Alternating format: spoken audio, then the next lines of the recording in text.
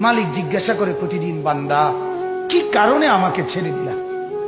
হ্যাঁ, রাত 12টা বাজে তুমি ঘুমায় গেলা, মা ঘুমায় গেল, বাপ ঘুমায় গেল, বিবিও ঘুমায় গেছে, পাড়া পড়শি ঘুমায় গেছে।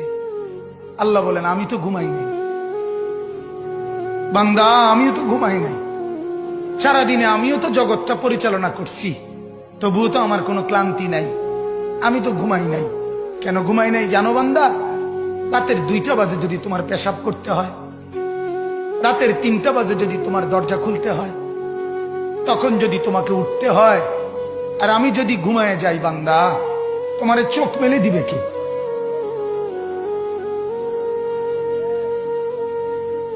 এই বাপ, চোখ মেলে দিবে কি?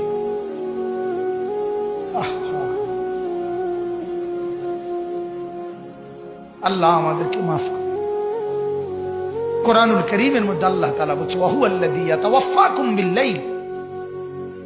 কোরআনে আল্লাহ বলে, বান্দা শোনো, প্রত্যেকটা মানুষকে রাত গভীরে যে ঘুম আমি দেই, সেটা ঘুম না, আমি ওয়াফাত দেই, আমি মূলত মৃত্যু দিয়ে দেই।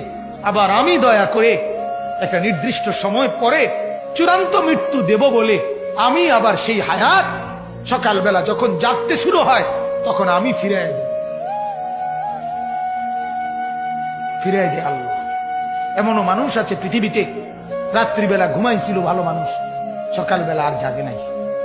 আমার একজন দূরসম্পর্কীয় চাচা আছে, প্রফেসর ছিলেন, ভালো মানুষ ছিলেন, রাত্রিবেলা জলজ্জান্ত মানুষ ঘুমাইছে, সকালবেলা আর দরজা খুলে দেখছে ওই মানুষটা জীবিত ছিল না, মারা গেছে।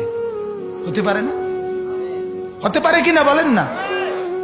তাইলে বছরের পর বছর, মাসের পর মাস, এই বাপ, বাহিরের কারো চিন্তা করে বাদ দেন। আপনারা যারা বসছেন, আপনাকে বলছি, আপনি কষ্ট করে বসছেন, রাতের 12টা বাজে, রাতের 12টা বাজে, এত কষ্ট করে বসছেন, বিনিময়ে একটু ভাবেন, একটু ভাবেন, অনুরোধ আমার, একটু ভাবেন।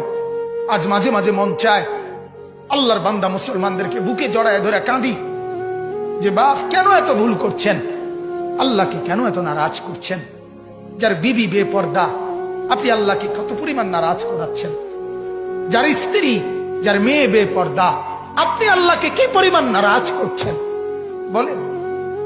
এক কুকুর মরলে, লাশ ফেলে রাখলে যেই দুর্গন্ধ ছড়ায়, সেই দুর্গন্ধে অল্প কিছু মানুষের কষ্ট হয় কিছুক্ষণ, কিন্তু এক নারী বেপর্দা হাঁটলে যে যুবকগুলোর চরিত্র নষ্ট হয়, সেই নারী এক মরা লাশওয়ালা কুত্তার চাইতে বেশি দুর্গন্ধ ছড়ায়। কুকুরের দুর্গন্ধ এত বেশি ছড়ায় না, বেপর্দা নারীর দুর্গন্ধ যে পরিমাণ ছড়ায়। সে তো শত শত যুবক তার চরিত্র শেষ করে দিছে। এই সিনেমার নায়িকা নর্তকীরা উলঙ্গ আর ছবি আর বিবস্ত্র ছবি আর নাচ গানের এই ফুর্তি দেখিয়ে এরা হাজারো যুবকের চরিত্র গঠন করে না নষ্ট করে? কথা বলেন না কেন? এজন্য আমার শায়েখ আল্লামা মুফতি মুশতাকুন নবী সাহেব বলে, হাজারো মানুষের জীবন নষ্ট করে যে, এজন্য তার জীবনে কখনো সুখ ধরা দেয় না। এজন্য এই পৃথিবীর জরিফ এটা, আপনি জরিফ চালায়া দেখেন, যত সিনেমার নায়ক নায়িকা, এদের জীবনের মতো দুঃখী জীবন, ব্যক্তি জীবনের মতো কষ্টের জীবন আর কারো নাই। আপনি খবর লাগান, আপনি খবর লাগান, এদের মতো লাঞ্ছনা। কারণ হাজারো যুবককে নষ্ট করছে এই হাসি দিয়া, অথচ এই হাসি তার মূলত আসল হাসি না। এই হাসি যদি ল্যাবে অথবা ডায়াগনস্টিক সেন্টারে পরীক্ষা করায়, প্রত্যেকটা হাসির মধ্যে ফরমালিন পাওয়া যাবে। কি পাওয়া যাবে? ফরমালিন, ফরমালিন, ফরমালিন পাওয়া যাবে। এগুলা হাসি না, এগুলা ধোঁকা। ঠিক কিনা বলেন না? এগুলা